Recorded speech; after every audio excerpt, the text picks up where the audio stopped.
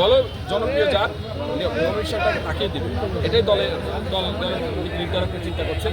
আর আমরাও আমাদের প্রিয় নেতার যে জনপ্রিয়তা, এত জনপ্রিয়তা আপনারা দেখতে পাচ্ছেন, ইতিমধ্যে কচুয়ার সমস্ত মানুষ নির্বাচন পরিবেশ তৈরি হয়ে গেছে এবং নির্বাচন আমরা যাচ্ছি, আপনারা দেখতে পাচ্ছেন, আপনারা দেখবেন।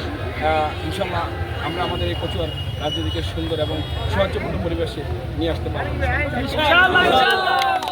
আজকে উনি কবর জিয়ারতের মাধ্যমে তিনি গণসংযোগ শুরু করতেন, তো সেক্ষেত্রে কিন্তু আমরা দেখেছি যে 9টা বাজে আসার কথা কোচা গেটে 9টা বাজে ঢোকার পরও পারিবারিক কবরস্থানে আসতে এখন বিকাল 4টা বাজে, যে আমরা দেখেছি যে জনস্রোত নেমেছে, তো সেই বিষয়টা দেখতে পাবো। আসলে কচুয়া মানে হচ্ছে ডক্টর আমিন হাসান। কচুয়ার জনগণের বাড়িয়ারা থেকে যদি শুরু হয় ত্রিপুলপাড়া পর্যন্ত কচুয়ার প্রত্যেকটা গ্রামে যাবেন, যেখানে মিলন ভাইয়ের নাম নেয় সেখানে একটা জনসভা তৈরি হয়।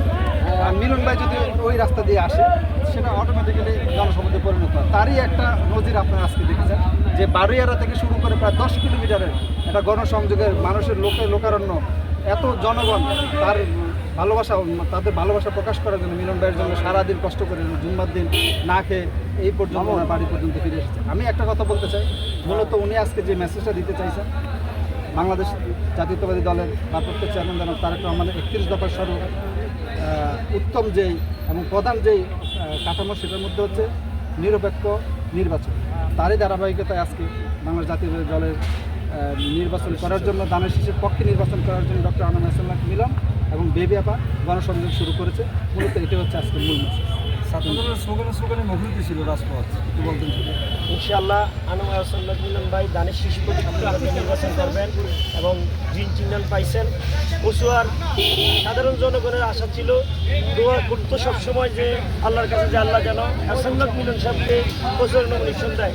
তারই ধারাবাহিকতায় তারেক রহমান কচুয়ার এই দানের শীষের কান্ডারি মিলন ভাইয়ের হাতে তুলে দিয়েছেন এবং আগামী দিনে মিলন ভাই নমিনেশন নিয়ে মাঠে নামবে এবং ছাত্রদল দল বাইর করা পর্যন্তই মাঠে থাকবে ইনশাআল্লাহ।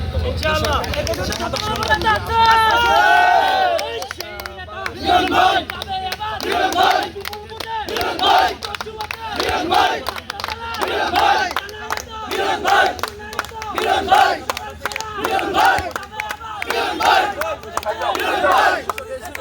ভাই